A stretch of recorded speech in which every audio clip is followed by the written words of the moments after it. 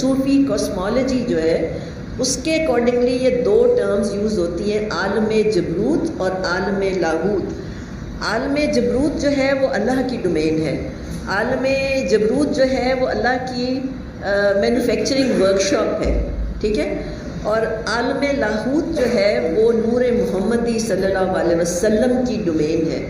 ان دو جگہوں پہ ہم دنیا کائنات کی ہر چیز جو ہے وہ تخلیق کے مراحل سے گزر رہی ہوتی ہے۔ سائنس نے اس کو کیا نام دیا؟ Next please. اور جو نور محمدی صلی اللہ علیہ وسلم کی ڈائمنشن ہے اس کو ففتھ ڈائمنشن کہتی ہے۔ یہ جو سکس ڈائمنشن ہے اس کے بارے میں آئنسٹائن نے یہ کہا تھا، پتہ نہیں اس کا کون سا مذہب تھا، ہمیں نہیں پتا وہ اس کا کیا مذہب تھا، لیکن آئنسٹائن نے کہا تھا کہ جس بندے کی سکس ڈائمنشن میں اپروچ ہوتی ہے اس کے سامنے ان لمیٹڈ پاسبلٹیز کھل جاتی ہیں، ان لمیٹڈ، وہ کچھ بھی کریٹ کر سکتا ہے، یہ آئنسٹائن کہہ رہا ہے، ٹھیک ہے۔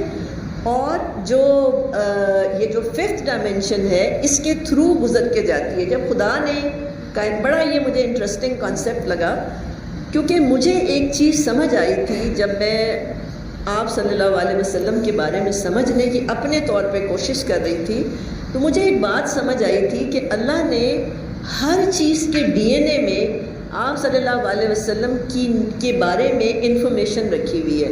تبھی پہاڑ کو احد کے پہاڑ پہچانتا تھا، تبھی ان کو ہرنی پہچانتی تھی، تبھی ان کو چاند پہچانتا تھا، تبھی ان کو درخت پہچانتا تھا، تبھی ان کو اینٹ پتھر زمین پہچانتی تھی۔ ہر چیز ان کو کیسے پہچان سکتی تھی؟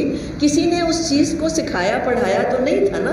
پھر مجھے ایک تصوف کا ایک فیکٹ میرے سامنے آیا کہ جب اللہ تعالیٰ نے کائنات تخلیق کی تھی تو جو را مٹیریل تھا، میں وہ ٹیکنیکل ٹرمز نہیں یوز کرنا چاہتی، جو را مٹیریل اللہ نے جس سے کائنات تخلیق کرنی تھی، سب سے پہلے نور محمدی صلی اللہ علیہ وسلم تخلیق کیا، اور اس نور محمدی کو ملایا اس را مٹیریل کے ساتھ جس کے ساتھ اللہ نے کن کہہ کے کائنات تخلیق کرنی تھی۔